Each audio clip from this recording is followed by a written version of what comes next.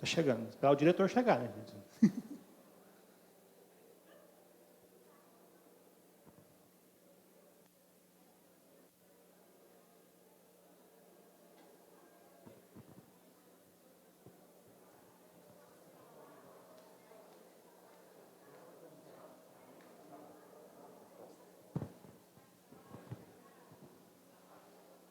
Oi. Oi, gente. Tudo bem? Primeiro, obrigado por separar esse tempo aí na agenda, né? E participar conosco aqui desse momento que é tão especial. Eu acredito que a feira não é só um espaço para exposição, mas também a gente se esforça muito para que tenha essas ações formativas. E eu tô impressionado com o nível dos palestrantes, dos convidados esse ano. Assim, eu fui sabendo que a cada dia ia somando um nome mais especial que o outro, e um deles está aqui diante da gente, esse arquiteto que imagino que vocês já conhecem o enunciado. E eu fiz questão de vir aqui falar. Primeiro, eu quero destacar a elegância. Quer dizer que esse é o padrão que a gente quer implantar para a feira a partir de agora. E uma gentileza de pessoa, uma honra tê-los aqui, você, Roberto e Marília, um dos arquitetos mais importantes aí da arquitetura contemporânea brasileira, Roberto Loeb.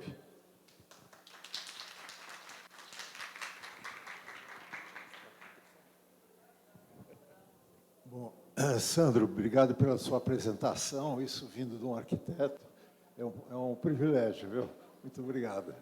E queria dar os parabéns para a organização da feira, para a Vanessa, para você, para o JP, que me atendeu durante várias vezes para organizar os slides, para a Ana Carolina, para a Elisa, enfim, para toda a equipe que participou da organização dessa feira. Obrigado. Né? O pessoal está pedindo para você ficar naquela cadeira aí, para a gente ver. Tá bom.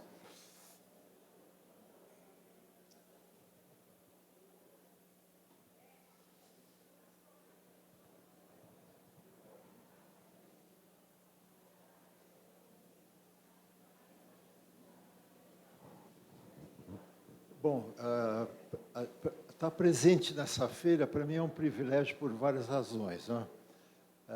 O primeiro privilégio, eu estou acompanhado pela minha esposa, Marília Razucchi, que tem uma galeria de arte e que sempre me estimula com muito carinho, muito amor. E, para mim, é um prazer estar convivendo aqui com vocês. Inclusive, nesse edifício do Oscar Niemeyer, que, para mim, é sempre, e para todos nós, uma referência super importante como artista, como arquiteto, como homem de ideias e político, né? E que influenciou e lançou o Brasil para todas as coordenadas desse mundo. É um prazer e realmente um prazer não só visual, mas a circulação nesse prédio, subir essa rampa, sentir a variedade dos espaços, é como encontrar uma pessoa ainda viva, deixando um legado que se prolonga na vida e no momento de cada um de nós. Né? Eu trouxe aqui vários projetos que desenvolvo durante minha carreira, e todos eles têm uma ambição, quer dizer, é servir as pessoas e, de alguma forma, ser um prolongamento do espaço definido da arquitetura para o espaço urbano. Né? Então, acho que a arquitetura na paisagem, para mim, é fundamental. Mesmo quando você está projetando os interiores, né, que é uma das atividades que a gente exerce, eu costumo brincar que o interior de um escritório é como uma cidade, né? Porque você tem os privilégios, aqueles que pegam os melhores lugares, as janelas, aqueles que ficam nos corredores, aqueles que prestam serviços. Então, para mim, a arquitetura é urbanismo, em qualquer escala. Né? De forma que eu trouxe alguns projetos que eu vou mostrar para vocês à medida que a gente for conversando. Né? Essa é uma lista de projetos. Começa com uma ponte da Bayer. A gente vai... Essa é uma ponte que surgiu como um desafio em que eu fazia algum serviço para a Bayer e, num dado momento, passando pelo departamento de obras, eu vi uma ponte sendo projetada bastante complexa. E eu perguntei, vocês vão executar essa ponte? Eles disseram, não, o preço é proibitivo, a gente não consegue fazer isso. E é claro que aquilo foi para mim um desafio. Eu disse, olha, eu gostaria de fazer uma proposta. Se vocês me autorizarem, eu vou fazer uma proposta e, quem sabe, vocês vão adotá-la e isso pode acontecer e virar uma realidade. E a gente realmente fez, né, essa proposta, partindo da ideia de uma flor, no meio da água, suspensa, né, e de estrutura metálica. Aí eu desenhei a ponte, e essa é a ponte, né? Ela tem cerca de 100 metros de comprimento, feita em estrutura metálica sobre esse braço do Guarapiranga, e no topo do qual a gente construiu esse jardim, né? E para surpresa da Bayer, a gente conseguiu viabilizar essa obra por cerca de 6 milhões, quando a ponte real, a primeira ponte, tinha um custo de 20 milhões, né? E ela foi executada em praticamente 60 dias. E ela tem uma particularidade, ela abre lentamente, porque se a velocidade for muito grande, ela é capaz de ser derrubada, né? E com isso, os barcos que passam para fazer manutenção desse canal têm a possibilidade de trafegar sem dificuldades. E o mais significativo é que essa ponte, ela diminuiu o percurso de acesso à Bayer, que antes se fazia em cerca de 1 hora para quem chegava de trem, e passou a ser algo de 30 minutos, né? E hoje ela é utilizada como passagem dos ciclistas que trafegam na marginal. Então, é o prazer do desafio, né, de procurar, através do desafio, uma proposta viável, econômica, e, ao mesmo tempo, que ela seja fascinante ou crie uma expectativa e um prazer, né? E aqui ela é totalmente aberta, né? A Natura foi um desafio, um concurso do qual a gente participou para criar a fábrica e o campus industrial dessa empresa de cosméticos, né? Para mim, a oportunidade de propor um espaço muito diferenciado em relação a ser apenas uma indústria era muito estimulante. E nós criamos, então, um percurso, né? Além de ser uma coleção de edifícios, o que me interessava muito era o passeio que você faz entre um edifício e outro, né? E esse passeio começa com essa ponte de cerca de 100 metros de comprimento, que une a recepção ao início do contato com os demais edifícios. E, é claro, o prazer da forma, né, de conseguir interpenetrações de espaços, de visuais diferentes, e do uso do metal, do concreto e do vidro. E a gente foi procurando incluir na Natura diversos espaços de prazer, de ligação com a natureza, né? Aqui tem algo interessante. Eu quis criar o pátio das jabuticabeiras. E esse pátio teria que ficar pronto assim que a obra estivesse concluída. Então, eu propus à Natura que a gente comprasse as 25 jabuticabeiras quase 5 anos antes do final da obra. E elas já estavam com esse porte e foram plantadas 1 mês antes da inauguração e já davam frutos, né? E esse é um espaço em que as pessoas da Natura usam para fazer reuniões, criação de novos produtos, convívio, não? E lá em cima, aquela ponte, então, de 90 metros de comprimento, 100 metros, aliás, e que foi pensada como se fosse uma rede, né?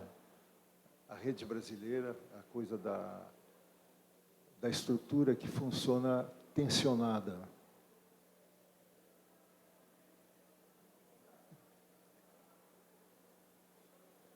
E as várias sobreposições de formas, dos vidros, das empenas. E aqui embaixo à direita a gente vê a estufa que eu criei recentemente, onde a Natura cultiva todas as fragrâncias e espécies com as quais ela desenvolve seus produtos.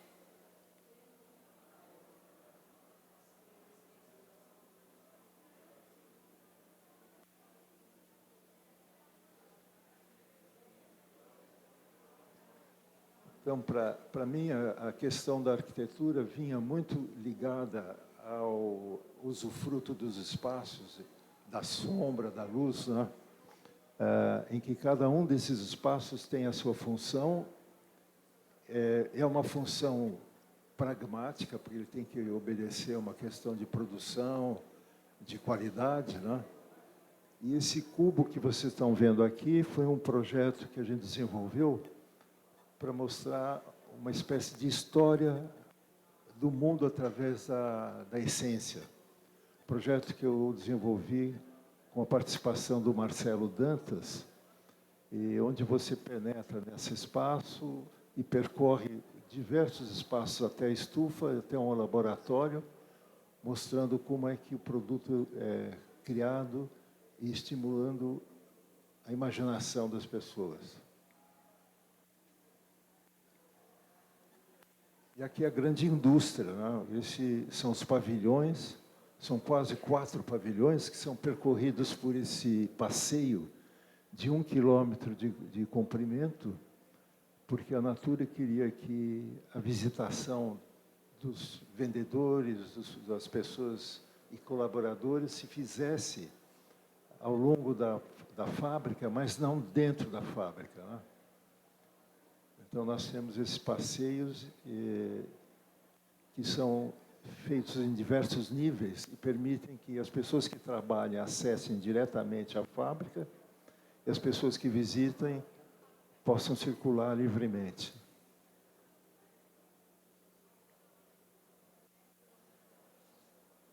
E aqui é um espaço central onde fica o café e as escadas que atingem todos os andares, né?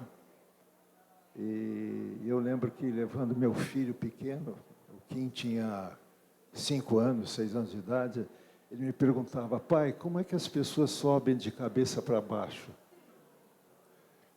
Então, a gente estava sempre criando algum tipo de estímulo, né?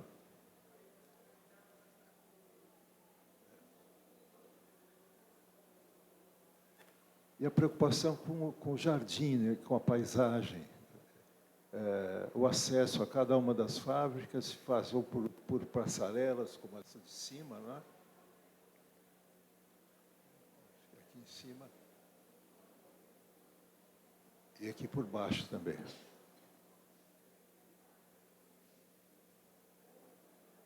E a Natura me permitiu desenvolver várias tecnologias. Por exemplo, aqui é uma tela especial que a gente pesquisou, que é um brise soleil, porque essa fachada recebe muito sol, né?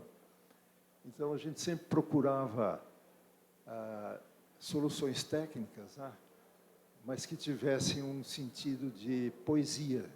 Eu lembro de alguém na Natura me dizer assim: poxa, mas então, você é um tecnopoeta? Eu disse: talvez seja uma definição da arquitetura.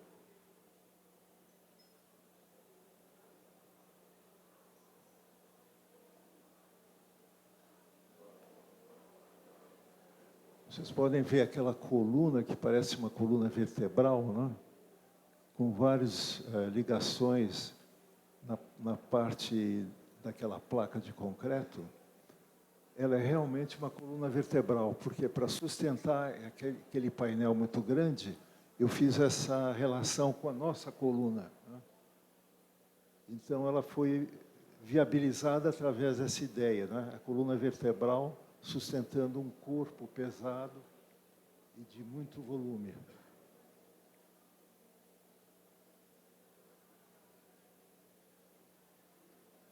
E sempre, aqui vocês podem ver novamente a coluna vertebral.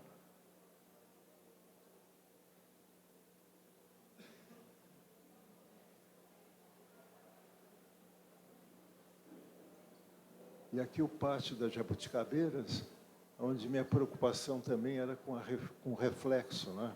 De forma que você tivesse a possibilidade de ver a ponte e os volumes refletidos, criando, então, uma espécie de cenário, né? Um cenário muito desenvolvido.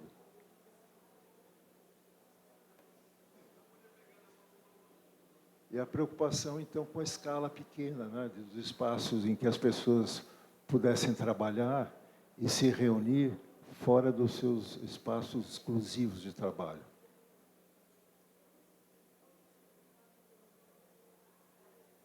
As escadas. E aqui em primeiro plano, um jardim de pedras preciosas, porque um dos diretores é muito ligado com esse sentimento da pedra, do cristal, né?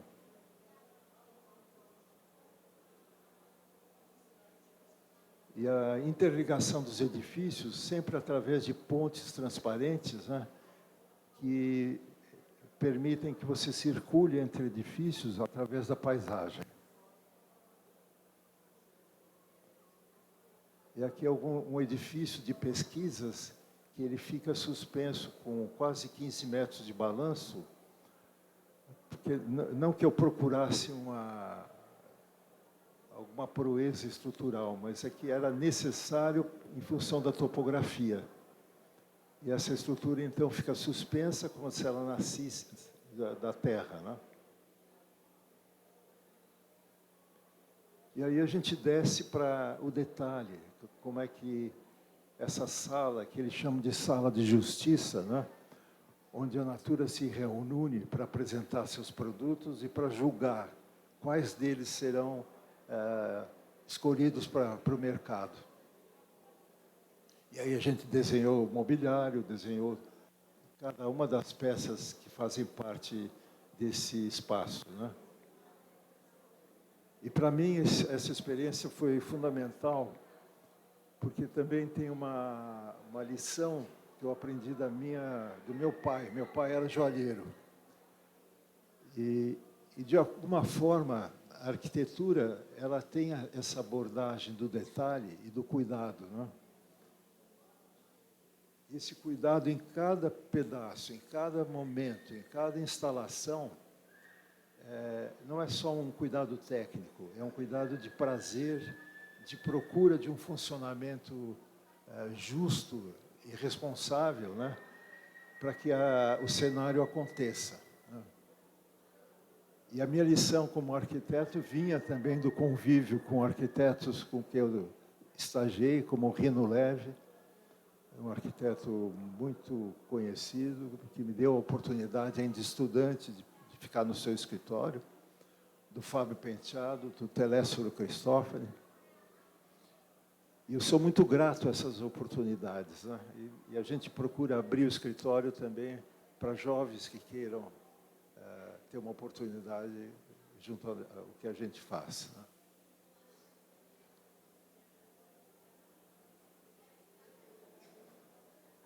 Então, também um fascínio aqui pela ponte, né? Pelas escadas. Por isso que a ponte da Bayer tinha uma leitura também similar a essa preocupação da travessia, né? E da mobilidade. E da transparência, não? Se alguém quiser fazer alguma pergunta sobre a Natura, eu estou disponível. Senão a gente continua. Aí veio esse desafio que aconteceu muito informalmente no encontro que eu tive com amigos numa festa de aniversário, e que esse amigo, que se tornou um amigo, me perguntou: o que você faz? Sou arquiteto. Ele disse: puxa, eu sou diretor da Casa de Cultura Judaica, do Centro de Cultura, e a gente está procurando um arquiteto para fazer o projeto da sede. O que vocês podem imaginar para um arquiteto ouvir uma declaração desse tipo, né? Eu disse: olha, eu quero ser esse arquiteto. E eu faço questão de fazer esse projeto em homenagem aos meus avós de origem judaica, ele ucraniano, ela da Bessarábia, né? E assim aconteceu. Eu me dediquei durante alguns anos para fazer esse projeto até que ele acontecesse. Ele começa com croquis, né? Na verdade, é uma forma sinuosa, apoiada em 2 cilindros, né? Soltos no espaço, que de alguma forma lembram a Torá aberta, né? Mas que, na verdade, eles têm uma profunda ligação com a arquitetura brasileira e evidentemente, com Oscar Niemeyer. E aí eu desenvolvi o edifício, trabalhando muito com brise soleil. Cada uma dessas peças de vidro tem uma orientação em função do sol. Isso foi feito com muito cuidado, né?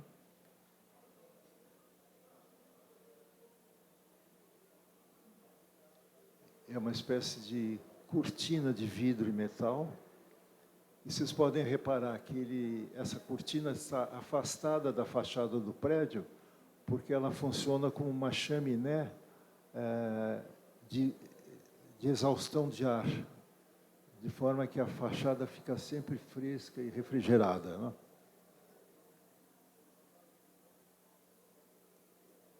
E aí começa a composição de vários volumes, em vários tamanhos e situações, né?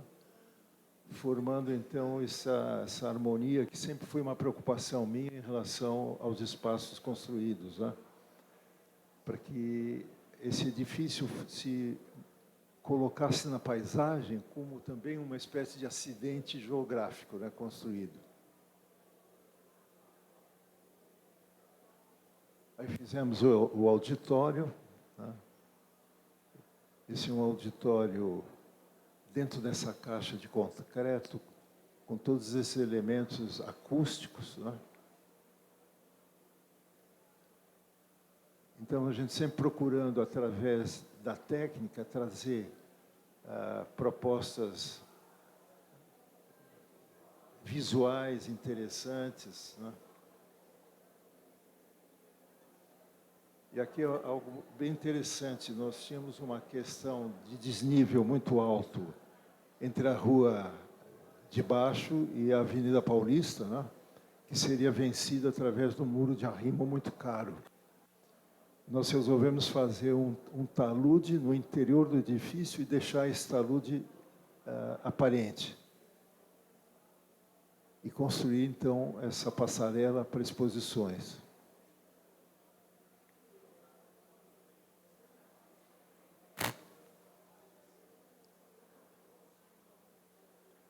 A iluminação foi feita pelo Günther Parschalk, e também a gente deixou várias aberturas no teto para que a luz natural penetrasse, né?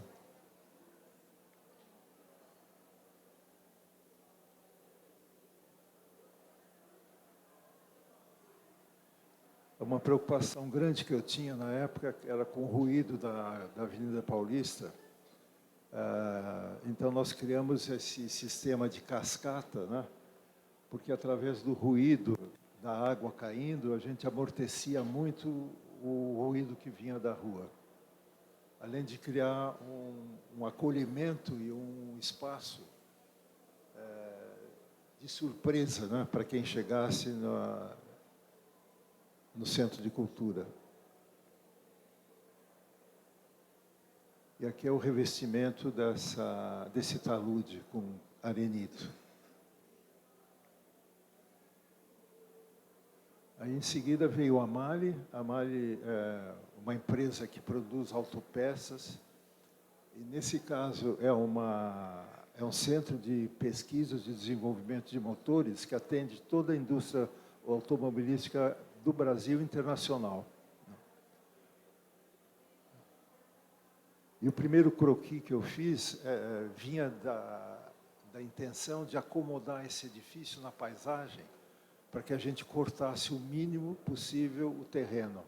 Então, ele mimetiza, de alguma forma, as curvas de nível do terreno, se acomodando na área, sem cortes excessivos, né?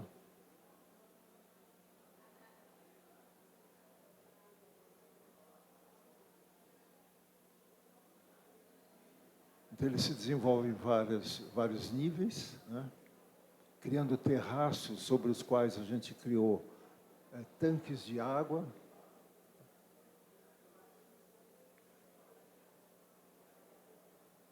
A preocupação com a insolação.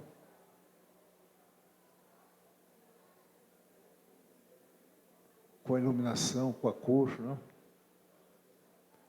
E em cada uma dessas lajes, uma lâmina de 30 centímetros de água, que funcionava como reserva de incêndio e, ao mesmo tempo, para arrefecimento da temperatura interior do edifício.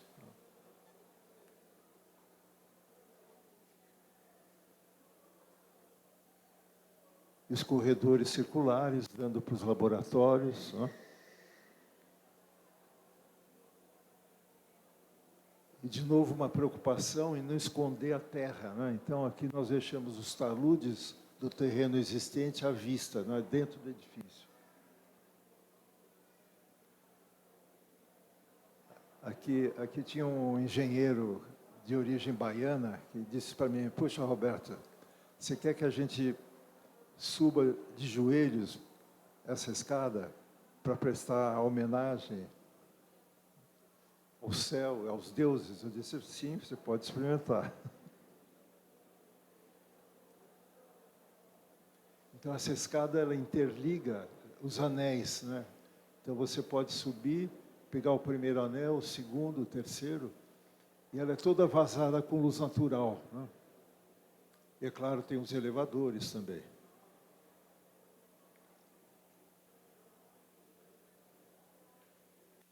E aqui, a Galeria da Marília, para mostrar para vocês que a gente também trabalha em pequena escala, né? Então, a galeria começa com uma rampa de acesso, né? Porque o espaço ocupado por ela fica a 4 metros em relação ao nível da rua. E eu queria criar uma surpresa, né? Para que as pessoas subissem sem saber o que iriam encontrar no topo.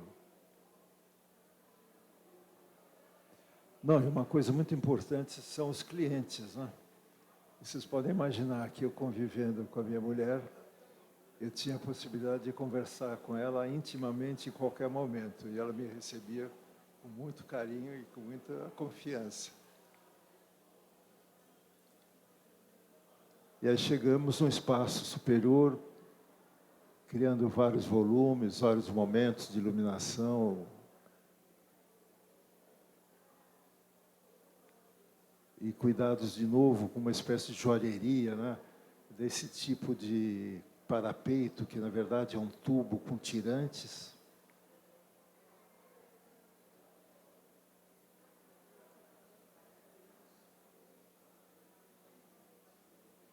Uso da madeira no piso.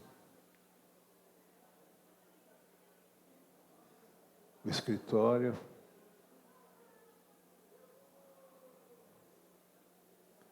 E aqui uma coleção importante, né?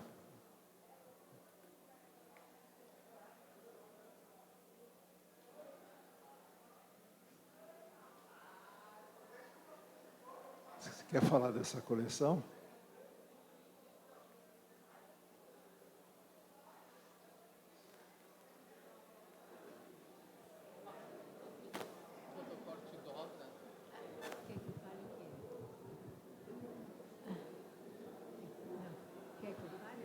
Não, essa é uma exposição do Amílcar de Castro, um dos mais importantes escultores do Brasil, com quem eu trabalhei, e ele veio a falecer.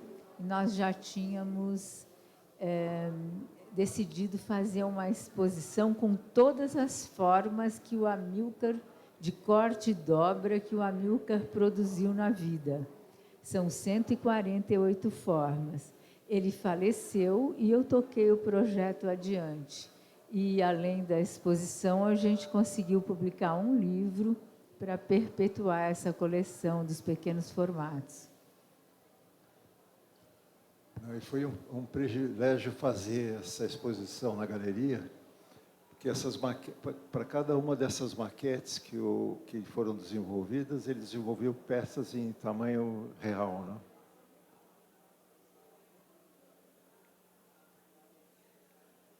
E pinturas também, né?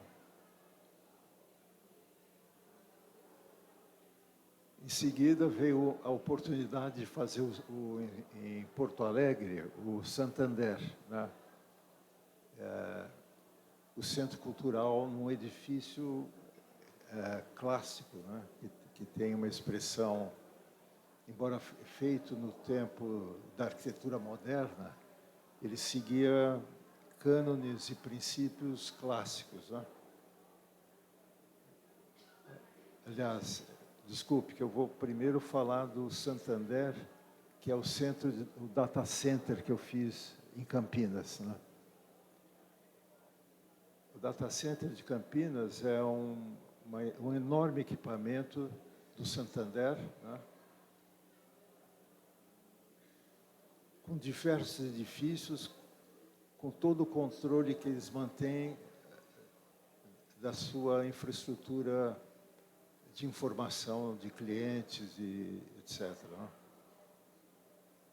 Então, cada uma dessas decisões foi participada e desenvolvida por nós, junto com os técnicos e engenheiros, porque eu acredito que para você desenvolver arquitetura, você tem que ter um profundo conhecimento técnico e um diálogo com quem desenvolve essa infraestrutura. E o desenho, então, sai dessa integração. E desde o grande edifício, a preocupação com os pequenos edifícios que fazem parte do conjunto, como esse posto de atendimento, né? Os jardins, né? E o grande edifício, que ele é suportado através de uma laje plana, com esses pilares cônicos, né?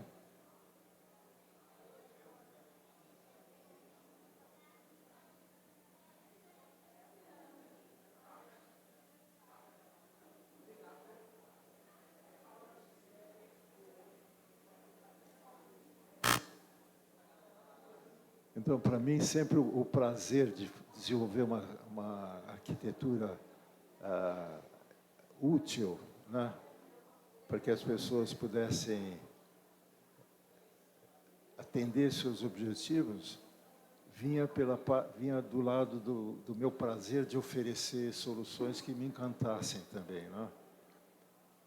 Porque essas colunas podiam ser diferentes, né, mas eu escolhi que elas tivessem essa forma, porque elas têm uma representação, uma potência, né?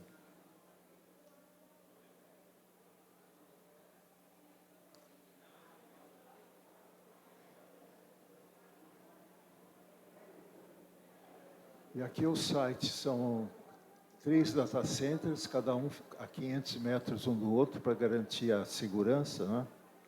E eles são construídos sempre sobre um talude e tem quase 15 metros de profundidade, né, em cada um deles. Aqui voltando então para o Santander em Porto Alegre, o trabalho que fiz para a recuperação do edifício, que virou um centro cultural.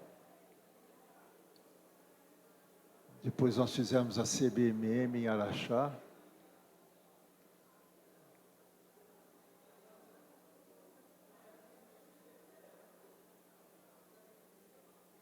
CBMM, como vocês devem saber, ela desenvolve mineração para nióbio, para as ligas metálicas, né?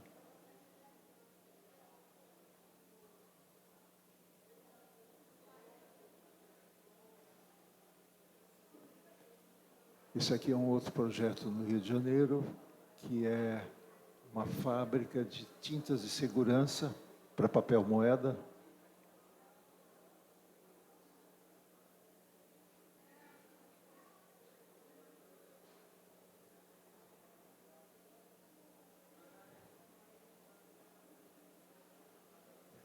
E aqui é um concurso. Nós fazemos muitos concursos, né? Acho que dos 40 concursos que eu fiz, eu ganhei 10%, que já é razoável, né? 10%. Mas é um trabalho... eu sempre vejo o concurso como uma espécie de tese, né? Em que você tem a oportunidade de pensar um assunto que você não teria acesso normalmente, né? E, no caso, era um edifício existente, esse volume horizontal baixo, que teria que ser acrescentado com mais um edifício. Nós fizemos todo um ensaio de cores, uma localização no espaço da cidade. E o edifício que a gente criou era um edifício que se sobrepunha ao edifício existente. E com essas superfícies todas de chapa perfurada vermelha do Ilau Sami Ilau. Em Volta Redonda é um projeto que eu estou fazendo atualmente, que na verdade é uma cidade no antigo aeroporto, durante a construção de Volta Redonda pelo Getúlio Vargas, né? Nós estamos desenvolvendo então a implantação de um bairro novo.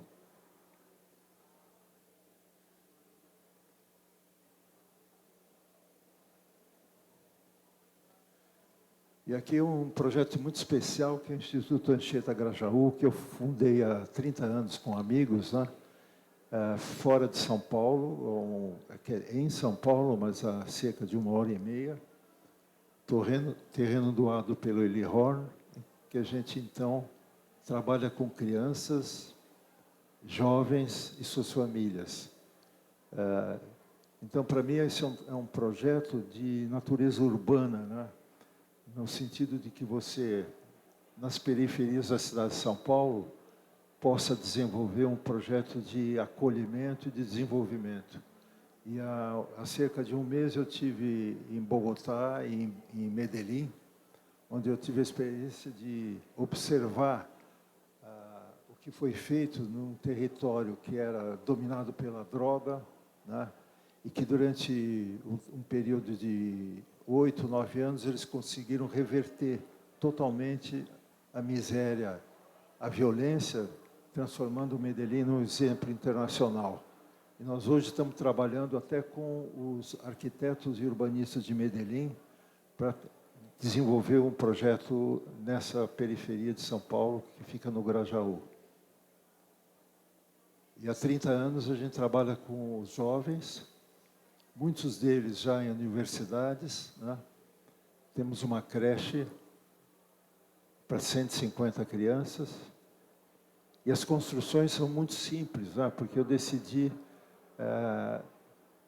investir todo o dinheiro que a gente conseguisse na educação e na alimentação e na saúde.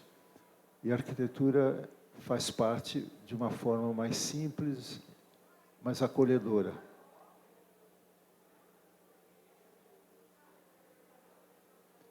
Esse espaço foi construído recentemente e a gente recebeu esses painéis dos amigos da Casa Cor, do Pedro Ariel, enfim, de toda a equipe que tem essa generosidade, né?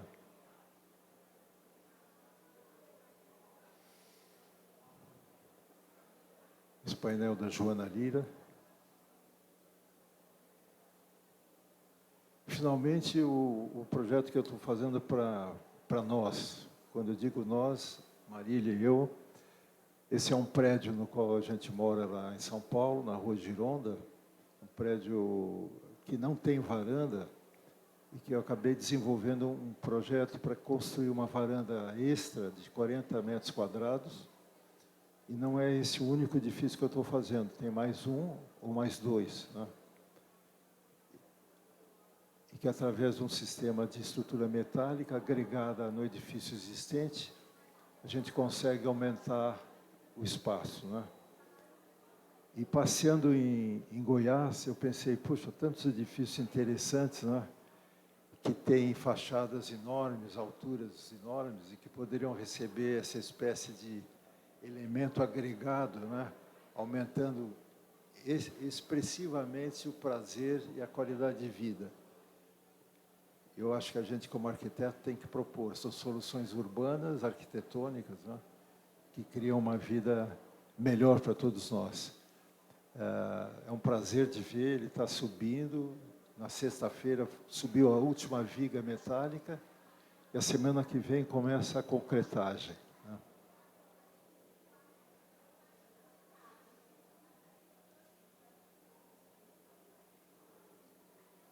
É isso, gente. Muito obrigado.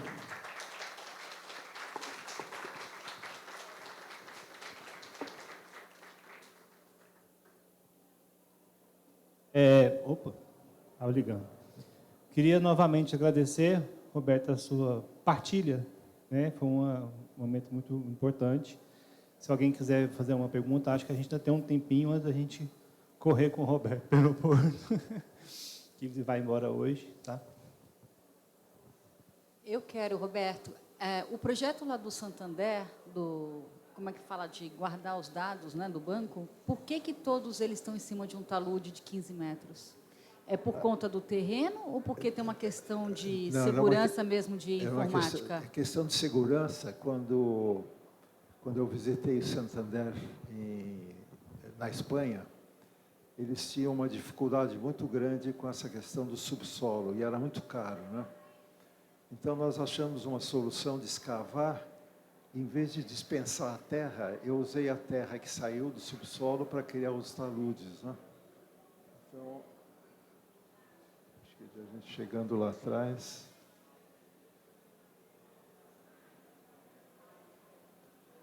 E foi por essa razão que a gente escavou. Eles têm uma preocupação enorme com segurança, né? Aqui, ó. Você pode ver o talude, né? Então, esse talude é artificial, ele foi criado com a terra que saía do fundo, de forma que ele é quase inexpugnável, né? Então, você desce, tem um sistema muito complexo de equipamento para manter o data center funcionando. Mas eu gostei da sua pergunta, porque muitas vezes as pessoas perguntam, bom, você como arquiteto ficou bonito, ficou legal. Sim, é uma obrigação da gente trabalhar com a beleza, né? Esse é o nosso trabalho. Mas nosso trabalho está profundamente arraigado com a técnica. Então, eu entrei profundamente nas questões de informática, de funcionamento, de segurança, né? E mesmo quando eu fiz a Natura, eu lembro que veio um técnico da Alemanha e numa reunião chegou para mim, escuta, você não precisa participar da reunião, vou te passar todos os dados e você faz um projeto bonito, tá bom? Eu disse, não sei se eu vou fazer isso, eu vou te acompanhar. Quando terminamos o projeto, ele chegou de uma forma até humilde, até para a atitude dele, e disse, olha, nunca imaginei que a arquitetura pudesse resolver tecnicamente problemas que eu não conseguia resolver. Então, para mim, foi um prazer poder ouvir isso. Roberto, eu não vou fazer pergunta, eu vou fazer apenas um breve comentário a respeito de uma palavra que você disse. Com a sua liberdade, permissividade até, da transparência, seu espaço generoso, a sensualidade das suas curvas e contraposta ao ângulo reto, você disse que perguntar se você era um arquiteto poeta. Você é. Obrigado. Obrigado. Só mais uma pergunta, a gente finaliza. Eu tive o prazer imenso de jantar ontem com o Roberto, na casa de um amigo comum. E eu falei para ele que, na época de faculdade, na época do Mackenzie, eu fui numa palestra dele. E ontem foi um dia memorável como arquiteto, conhecê-lo pessoalmente. Porque eu lembro de pegar o metrô na Sumaré e passar em frente ao Centro Cultural Judaico todos os dias e admirar aquela obra. Então, eu também não tenho nenhuma pergunta. E eu só quero dizer o tanto que eu estou assim, radiante de estar aqui, de ver essa palestra aqui. E assim, a oportunidade de todos nós estarmos aqui, eu acho que a gente é muito privilegiado de estar aqui. É isso. Boa tarde. Pô. Não, eu agradeço seu comentário, né? Porque, e o seu também, porque eu acho que a arquitetura é, de certa forma, uma escultura pública, né? Ela está na frente dos nossos olhos o tempo todo. Então, a gente tem uma responsabilidade com a paisagem, né? E até eu tenho no meu cronograma de palestras uma palestra para fazer e me pediram, olha, qual é o tema que você vai abordar? Eu falei, arquitetura na paisagem, né? Não arquitetura e paisagem. Porque a arquitetura é uma responsabilidade social, não só por quem mora nela, né? Mas pelo espaço público, né? E ao ver a cidade de Goiás, que é a primeira vez que eu vejo, eu senti essa energia, a simpatia dessas pessoas que me receberam, nos receberam, e essa vontade de criar. E é claro que ao ver todos esses edifícios, eu pensei, poxa, eu gostaria de fazer varandas, varandas, varandas. Então, para que essa cidade fosse ainda mais alegre, mais bem resolvida, né? E não vou esquecer, viu, Celso, das suas recomendações para ser um cara organizado, para ter amizades, né?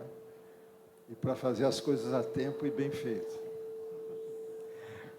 Só queria finalizar também comentando, dentro das palavras que veio, ao pouco que eu passei pela arquitetura, tem uma ex-aluna aqui que não deixa mentir, o quanto é importante aqueles que estão estudando entender que dentro da arquitetura é necessário ser poético, é necessário entender que a arte está presente dentro da construção, e a gente vê isso com tanta maestria, com responsabilidade na pessoa, no ser humano.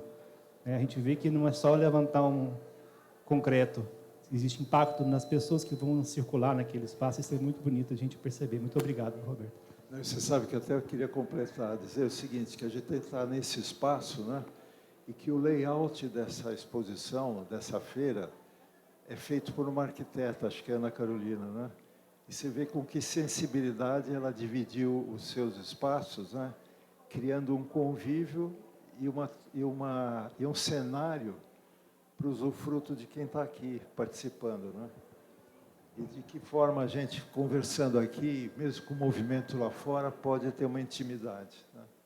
Então, eu queria agradecer, e especialmente também você, que ficou o tempo todo me cobrando, manda os slides, manda o título, manda isso. Obrigado. É coisa de professor.